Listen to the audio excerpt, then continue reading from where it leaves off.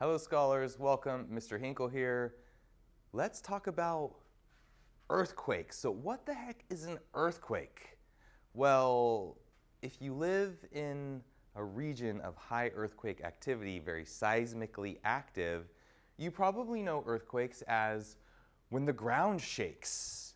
And the result can be people die, buildings fall down, there's a lot of property damage, or maybe if you live far away, occasionally you feel the house shake a little bit and you see the leaves on the plants rustling just a little bit. So proximity to where an earthquake occurs is going to change your experience. But let's talk about the nitty-gritty of what earthquakes are. So we'll introduce them, describe their cause, anatomy, and importance. So earthquakes are a release of energy inside of Earth's crust. This energy is called seismic energy. And essentially, when Earth rocks are moving around relative to one another, there are forces that are applied. It's called a stress.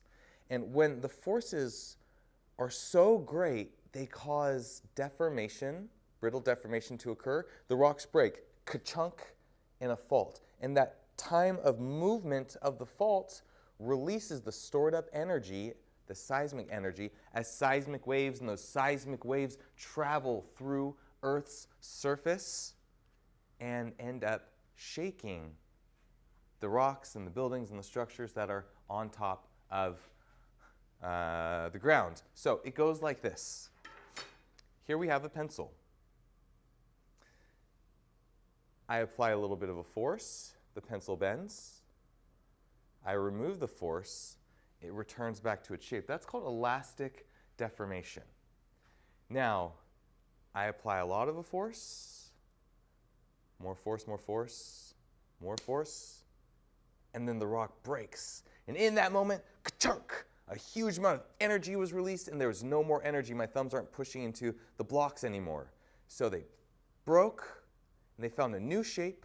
Essentially what I did was initiate a fault. All of the energy that was being pushed into the pencil released once the pencil broke. This is what an earthquake is. There is a block of rock. It's experiencing stress, a force over an area, and then that block of rock ruptures, it releases the stress, and what happens is from that point on, seismic waves are released. So let's look at this image here. Oops. Earth's surface, fault plane. There's going to be the point that initiates movement. This is called the focus. And then directly above it is the epicenter of the earthquake. You may have heard this term before. So stress builds up, builds up, builds up, builds up, builds up, and then all of a sudden there's a movement along the fault plane, and in every single direction,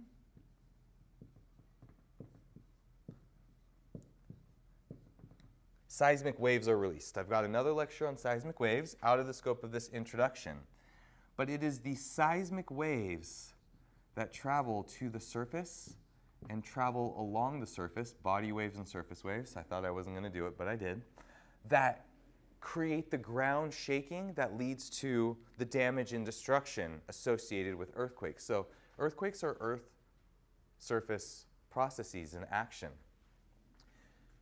Right now, on our Earth, there are 20,000 and growing monitoring stations where instruments called seismographs are located that can record the magnitude of seismic waves. And so we are able to understand where the epicenter, where the focus is, how big, how much energy released, the magnitude, and then also we can do qualitative assessments to understand the intensity of various earthquakes. Now, all of this information allows us to map properties of our Earth and of our internal Earth structure. We can detect detonations of large explosives and even predict tsunamis because we do not want another catastrophe, human disaster like we experienced in 2004 from the Sumatra earthquake. Earthquakes, well, they're important for various reasons. They kill people, and we don't want that to happen. And actually, the earthquakes don't kill people.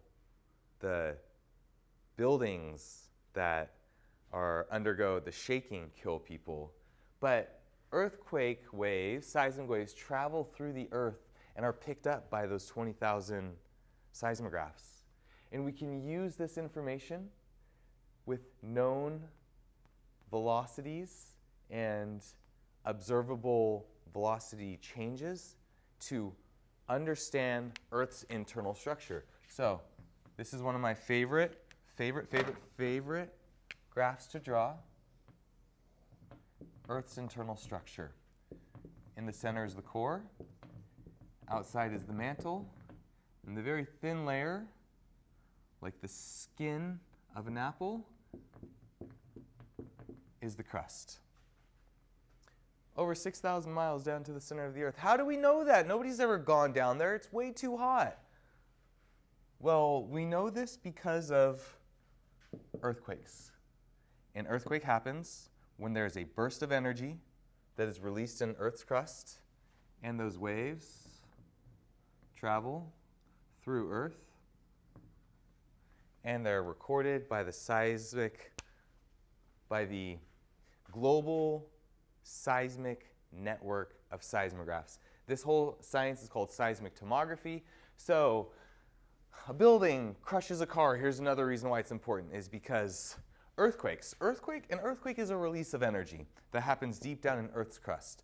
That release of energy causes the ground to shake. Now, when the ground shakes, fatalities and property damage occur because of buildings and their contents. So the earth shaking isn't necessarily killing anyone, but the earth shaking and causing buildings to collapse down to rubble and trapping people in and burying them alive, this is what ends up killing people. So it's an indirect method of an earth surface process. So we would call this a natural hazard. And when earthquakes kill people, we call that a natural disaster or a natural catastrophe. Earthquakes are a powerful force that occur when there is a fault in Earth's crust.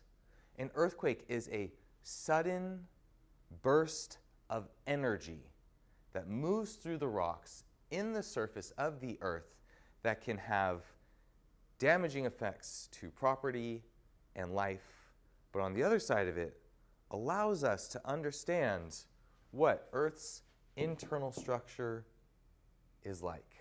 Thank you so much. This is our intro to earthquakes, and I'll see you again.